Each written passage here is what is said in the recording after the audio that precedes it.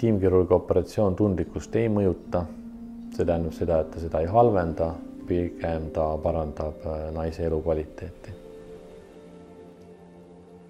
Taastumine igapäevaelu otseselt ei mõjuta, aga tuleb arvestada rahulikuma elustiiliga kuni 6 nädalat.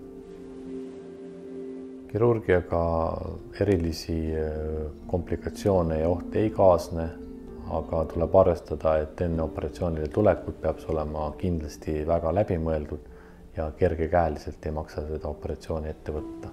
Soovitan läbi arutada oma kirurgiga kõik üksikasjad ja temaga teha täpsed plaanid, mida ja kuidas probleem lahendada.